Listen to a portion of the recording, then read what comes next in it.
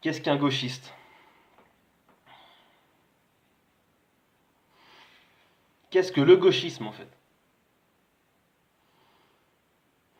Franchement, ça c'est une vraie question, quoi. Je veux dire, franchement, je veux dire, aujourd'hui, quand on a affaire en fait à ces gens-là, on sent bien on sent bien qu'il y a quelque chose, quoi. Je veux dire, et on se demande tous, qu'est-ce que c'est, quoi. Donc, il y a au-delà d'être cosmétique, quoi. Je veux dire, au-delà d'être chapeau, et puis écharpe rouge, quoi. Je veux dire, au-delà du côté cosmétique. Bon, c'est vrai que là, je suis un peu old school, hein, ça fait un peu années 80. Maintenant, c'est peut-être plus dread, enfin, je sais pas, dread, et tongs, peut-être, je sais pas quoi.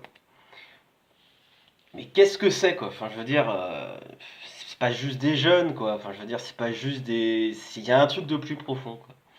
Moi, je m'en étais rendu compte, je veux dire, à l'époque, hein, quand j'étais plus jeune, en discutant avec eux.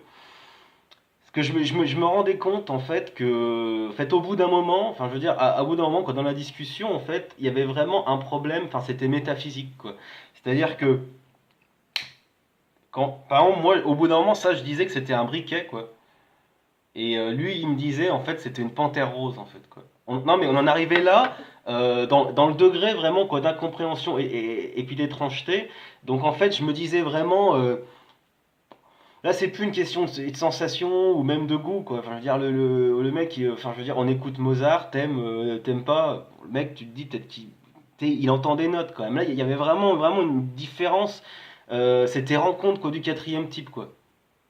C'est-à-dire, je veux dire, je communique mieux avec un dauphin, quoi, ou un hippopotame. Enfin, je me sens plus proche métaphysiquement qu'avec un gauchiste. Là, j'ai vraiment l'impression que c'est vraiment d'une autre dimension, quoi. Je veux dire, E.T. téléphone maison, on parle. Le mec il veut rentrer là-haut. Moi, je vois un gauchiste, je peux pas te dire. Alors, à tel point qu'en fait, aujourd'hui, il y en a qui commencent à lancer l'idée intéressante que ça serait maladie mentale, le truc. Ouais, au départ, c'est un peu choquant, quoi. Parce que les gens, justement, qui ont tendance à accuser leur adversaire politique d'aliénés mentaux, c'est plutôt les gauchistes, justement, quoi. Ah, il les fout dans des camps et tout. Ouais. Je veux dire, toi, t'es un père de famille, t'as des enfants. Merde, tu vas à l'église le dimanche, t'es un malade mental, en fait, si tu veux, quoi. Mais, mais bon, moi, j'ai trouvé l'explication intéressante, en tout cas pour comprendre, quoi, l'étrangeté, en fait, vraiment, ce sentiment vraiment d'étrangeté face aux gauchistes. Mais bon, ces maladies mentales, c'est bien, mais je trouvais que c'était pas assez précis, quoi. Je veux dire, bon, ok, ouais, mais quelle? Parce que maladie mentale, ça, c'est le dictionnaire de psychiatrie, en fait. Ça, c'est ma petite évasion à moi, quoi. C'est ouais, mon petit exotisme. Parce qu'en fait, moi, la fiction, enfin, je veux dire, moi, quand je regarde Star Wars, Jurassic Park, enfin, ce que tu veux, je m'ennuie, en fait, quoi. Par contre, quand je parcours le dictionnaire de psychiatrie, alors là, ça fait froid dans le dos, puis là, quoi, tu voyages. Alors là, c'est de l'exotisme au sens radical du terme. Et puis, bah, je parcourais les pages. euh, Toujours avec cette idée en fond, quoi, que le gauchisme serait une maladie mentale, mais bon, je pensais pas à ça précisément. Et puis je tombe, parce que j'ouvre une page par hasard, et je tombe sur la définition, en fait, sur la définition quoi, du délire. Alors la définition du délire, je vais vous la livrer parce que ça a été comme une révélation, en fait. Le délire est une perte du sens de la réalité, se manifestant par des convictions fausses auxquelles le sujet adhère totalement. La pensée délirante touche le fonctionnement du psychisme et l'intégrité de la personnalité. L'idée délirante est en rapport avec les thèmes, les croyances, les convictions de la vie imaginaire, qui est prise pour la réalité et qui tend à se développer et organiser la totalité de l'existence. Le jugement de réalité que porte le malade a un caractère à la fois subjectif, non partagé par les sujets du même milieu socioculturel et inébranlable, car l'expérience comme la démonstration logique est incapable de les modifier. Bah, je veux dire, là, il y a écrit délire dans la définition. Il y aurait écrit gauchisme, hein, tu vois. Bon, alors le délire, en fait, comme à la fin, il est subjectif. non partagé. Donc finalement, c'est là où je me suis dit, en fait, le gauchisme, en fait, c'est un délire collectif, en fait. C'est-à-dire qu'en fait, c'est exactement cette définition-là, sauf qu'elle est partagée, en fait, par des individus. Alors moi, je rajouterais même, en fait, que c'est un délire collectif mortel, en fait. C'est-à-dire que qui atteint, si tu veux, la vie de l'individu, mais je dirais même l'existence de l'espèce, en fait. Enfin, l'espèce humaine en règle générale. Alors ça commence par un peu l'individu, après c'est le collectif, enfin le peuple, en fait. L'ethnie, la race, si vous voulez, quoi. Et puis après, je pense que c'est les hommes, en fait. C'est-à-dire que je pense que c'est donc voilà, moi quand j'ai vu ça, tout de suite je me suis dit gauchisme, délire collectif, mortel. Je pense que c'est une définition très intéressante. Alors après, évidemment, on peut gratter, puis je pourrais justifier un peu mon propos, quoi. Donc par exemple, il y a des mécanismes d'organisation apparemment, quoi. Le thème de mécanisme est sans doute critiquable dans la mesure où il peut faire référence à un schéma explicatif, mais selon le type du délire, l'extension du ou des thèmes délirants est le fait. Alors, d'intuition. Ce sont des représentations purement mentales donnant la certitude d'un fait. Le gauchiste, par exemple, il est persuadé, en fait, il se voit comme un homme politique, en fait, comme quelqu'un de rationnel. Donc ça, c'est complètement fictif, en fait. C'est-à-dire que finalement, le gauchiste, en fait, il croit savoir, mais en fait, il sait pas qu'il croit, en fait, je dirais, quoi. C'est vraiment ça, quoi. D'hallucination, quoi. Alors, hallucinations, elles sont classiquement définies comme des perceptions sans objet. Oui, oui, ça c'est la définition classique. Les plus fréquentes sont auditives, elles peuvent être aussi visuelles, olfactives, gustatives. Alors là, oui, c'est-à-dire l'hallucination, quoi. Je veux dire, tu rentres par exemple, dans un musée d'art contemporain, tu vois. Là, classiquement, c'est de l'hallucination, en fait. C'est même plus de la déformation. C'est-à-dire que eux, ils voient, par exemple, des œuvres d'art. Euh, Par exemple, ils voient François Hollande ou même Jean-Luc Mélenchon, pour eux, c'est un homme politique. Alors que clairement, je veux dire, ce sont des clowns. Et les œuvres d'art, c'est des excréments, en fait. Donc il hallucine complet. Alors aussi d'interprétation, signification erronée attribuée par le sujet à un fait réel fortuit. Genre, bah, je sais pas, toi, t'as la vision large, donc tu veux te cultiver, tu vas lire, je sais pas, moi, Jean-Claude Michéa, déjà t'es déjà nazi, en fait. Si tu vois, je te dis pas si toi tu lis Maurras ou la Bible, c'est par hasard, en fait. Et d'imagination, enfin. La fabulation n'est plus critiquée, le sujet ne fait plus la différence entre ses fantasmes et la réalité. Ah, voilà, c'est-à-dire que le gauchiste, en fait, il est vraiment enfermé quoi, dans son monde, en fait, et vraiment dans son monde complètement modifié. Et ces poncifs, en fait, les poncifs de la République, c'est-à-dire on est tous égaux, soit il n'y a pas d'immigration, en fait, soit l'immigration est une chance.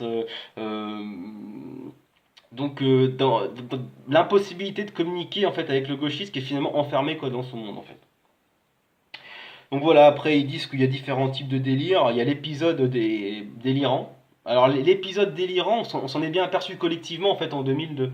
C'est-à-dire que je pense pas qu'il y avait que des gauchistes en fait qui défilaient contre Le Pen, mais il y a eu en fait un épisode quoi, délirant quoi. Et après il y a le délire durable. Alors ça, le délire durable, je veux dire là, je pense que il dure à peu près 300, depuis plus de 300 ans en fait. La Révolution française, je pense que depuis, c'est un grave délire, quoi.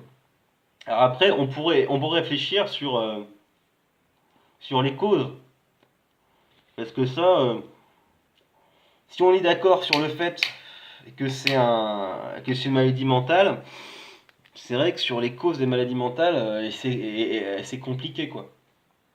Alors, moi je sais pas, je peux lancer deux, trois idées.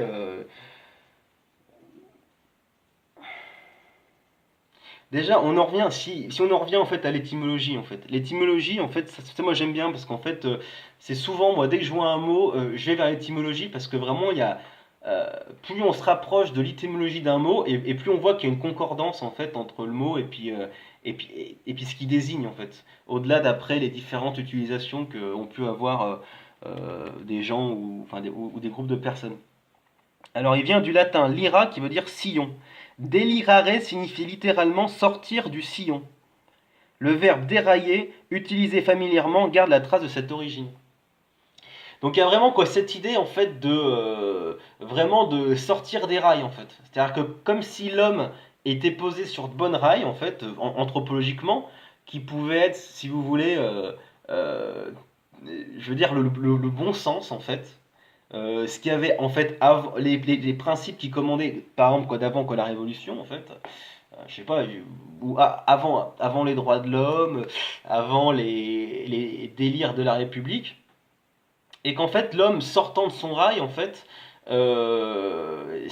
sortant de son rail commence à développer en fait si vous voulez quoi des pathologies. J'avais une phrase de Boileau en fait qui disait rarement un être ose être ce qu'il est. Et en fait c'est finalement la pathologie se développerait face à un homme sorti de ses rails en fait, c'est-à-dire qu'il est éloigné de son bon sens, aidé évidemment par la propagande, et en fait qui n'arrive pas en fait à s'avouer, en fait, à être lui-même, c'est-à-dire qu'il est en conflit permanent en fait entre une sorte de surmoi surimposé en fait par la propagande, par l'idéologie des Lumières, etc., et son propre bon sens en fait. Et donc le mec il déraille complètement. Enfin bon, moi c'est une idée quoi. Et pour les gens qui diraient que qu'on hallucine, qu'on est des vilains fachos parce qu'on dit ça, que c'est des malades mentaux en fait, il y a une preuve de ça. C'est-à-dire quand on voit par exemple le résultat quoi, des élections. Quand vous voyez par exemple des gauchistes en fait qui voient par exemple que la menace fasciste arriver au loin, déguisée en fait en blonde en fait quoi. Ses réactions. Actuellement, je crois qu'à la défense, il y a un type, je crois qu'il aboie. Mec, il aboie quoi. Je me rappelle qu'en 2002 ou je ne sais quelle élection aussi, il y a un mec qui criait. Il s'est dit bon bah tant qu'il y a la menace, je crie. Vous voyez les gens, je parle même pas de Donald Trump, ce qui s'est passé, ou encore là ce qui s'est passé. L'hystérie en fait. Je crois qu'il y a un mec qui s'est tatoué ou ces trucs dessus. Enfin, je veux dire, il se mutile. Voilà leur réaction à eux. Mais si vous pensez à nous, hommes de bon sens, attachés à la France, à sa population, à ses traditions, qui voyons depuis 30 ans en fait, au pouvoir, les Sarkozy, les machins, enfin je veux dire, nous aussi ce qui se passe. Parce que vraiment ce qui se passe, parce que eux, c'est qu'ils croient que des choses vont se passer, donc en fait, c'est entre leur croyance de ce qui va se passer et puis leur pseudo-conviction, en fait, c'est tellement éloigné que ils pleurent. Mais nous alors? Nous, c'est pas éloigné en fait. Et nous, qu'est-ce qui se passe en fait? Vous avez déjà vu un mec soi-disant d'extrême droite en fait en plein délire parce qu'il y a Hollande en fait au pouvoir? Je veux dire, et nous, faut voir la souffrance en fait, la souffrance intérieure qu'on a quoi. Et nous, qu'est-ce qu'on fait? Je veux dire, s'il y a une petite larme, elle est discrète, on va aux toilettes, quoi, et on pleure secrètement, et encore, moi j'ai pas pleuré, encore, si Dieu sait si j'ai envie de pleurer. Pire, on prend une bouteille, en fait, on se la torche, quoi, puis le lendemain, on repart, quoi.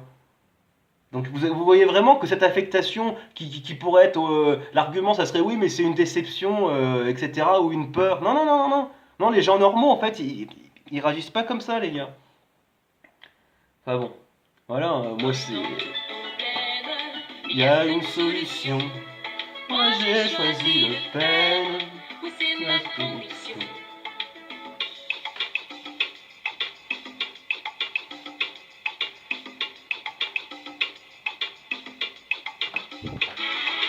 Avec Marine, je n'ai plus de peine. Avec Marine, aucun souci.